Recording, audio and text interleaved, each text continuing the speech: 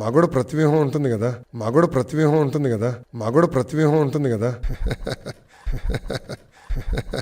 Baby మాకు కూడా ప్రతివ్యూహం ఉంటుంది కదా అని నీ కళ్ళల్లోంచి ఆనందం లీటర్ల కొద్దీ కారిపోతా ఉంటే నువ్వు నిజంగా అంత పెద్ద వ్యూహకర్తవు అయితే నిన్ను నువ్వు గెలిపించుకోవటానికి నువ్వు వ్యూహం ఎందుకు పనలేదు బేబీ? ఈ పార్టీని గెలిపించుకోవటానికి వ్యూహం ఎందుకు పనలేదు బేబీ? ఆఫ్టర్ ఒక సినిమా వారం ఉండి 2 వారాలు ఉండి వెళ్ళిపోయే సినిమాని ఆపటానికి కాదు, డిలే చేయటానికి వ్యూహం పన్నితేనే నువ్వు ఆల్మోస్ట్ నీ మనసు కేరింతలు కొట్టి గంతులేసేస్తా ఉండే పరిస్థితి అది నీ వ్యూహం అనుకుంటే నువ్వు ఎంతవరకు లైఫ్లో ఇన్నేళ్ళు వచ్చి ఇంతవరకు ప్రజలకు ఉపయోగపడేలాగా ఒకటి ఏదో చేసి నువ్వు చేసాను చూసావా అది అని చెప్పేదానికి ఒక వ్యూహం పనలేదు. ఆఫ్టర్ ఒక సినిమాని డీలే చేయటానికి ఏదో ఆస్కార్ అవార్డు వచ్చినట్టు లేకపోతే అసలు నీ నోబెల్ ప్రైజ్ ఇవ్వాలి అన్న దాంతో నువ్వు ఎంత ఆనందపడిపోతా ఉంటే రేపు పొద్దున్న కొంపదీసి ఏదైనా ఒక సీటు గెలిచావంటే ఆనందం తట్టుకోలేక పోతావేమో అని నాకు కొంచెం కన్సర్న్గా ఉంది బేబీ. కొంచెం ఎమోషన్ని కంట్రోల్ చేసుకుంటే బెటరు. ఫైనల్గా నీ వ్యూహం అనేది ఏమి లేదు అక్కడ. ఒక టెక్నికల్ ఆస్పెక్ట్లో కోర్టు వారు ఏదో అడిగారు, అది 11th వస్తుంది. అది దాని గురించి నువ్వెంత చూసుకుంటావు, మేము అంతే చూసుకుంటాం. మరీ ఎక్కువ డాన్స్లు ఆడేంత ఆనందం పొందాల్సిన అవసరం లేదు. నిన్న మీరు చూస్తే ఆయన తరపున అంటే రామ్ గోపాల్ వర్మ గారి తరపున పోరాడిన న్యాయ పోరాటం చేస్తున్న లాయర్ నిరంజన్ రెడ్డి గారు. ఆయన ఎవరండి? వైకాపా రాజ్యసభ సభ్యుడు.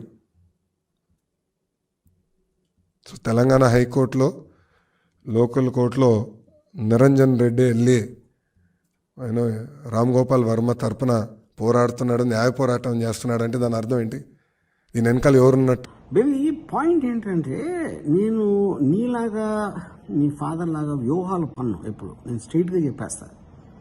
జగన్కి అంటే నాకు చాలా మంచి అభిప్రాయం, పాజిటివ్ అని చెప్పిన దాసనా బేబీ. అరిసి చెప్పా, నోరు నెప్పేటట్టు ప్రతి ఛానల్లో కానీ నా ట్విట్టర్లో కానీ ఇంటర్వ్యూలో కానీ అంతా చెప్పా. ఓకే, ఇది ఇప్పటి నుంచి కాదు, లక్ష్మీస్ ఎన్టీఆర్ తీసినప్పటి నుంచి ఉంది. ఓకే, అప్పుడు నిరంజన్ రెడ్డి గారు వైసీపీ రాజ్యసభ మెంబరు ఆయన వాదిస్తున్నారంటే ఇప్పుడు తెలిసిపోయింది వెనకాల వైసీపీ ఉంది అని అంటాం కన్నా మూర్ఖత్వం అనేది నేను చూడలేదు. అంటే నాకు నిజంగా జాలేస్తుంది. ఏమన్నా నేను దాశానా? కాదు, నేను అది కాదు అని నేను చెప్పానా? సత్యహరిశ్చంద్రుడు నేను న్యూట్రల్గా ఉంటానని చెప్పలా, ఎప్పుడూ చెప్పలేదు నేను. ఏది 4 ఏళ్ల నుంచి 4-5 ఏళ్ళ నుంచి నాకు సరిగ్గా టైం గుర్తులేదు.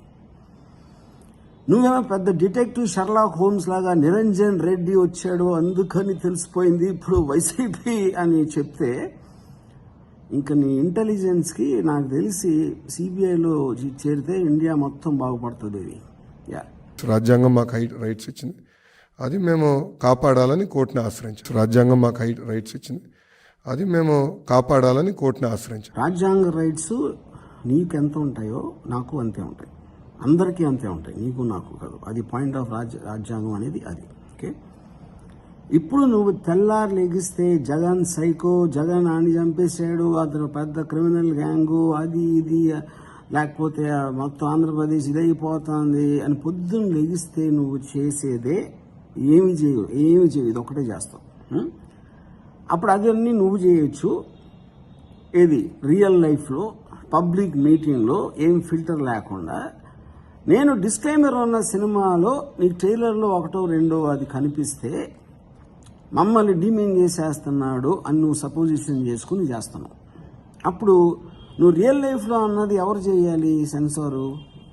ఆ మాటకు వస్తే బేబీ మనందరికీ ఉన్న ఏకైక పాయింట్ ఆఫ్ రైట్ ఏంటంటే article 19 protection of freedom of expression.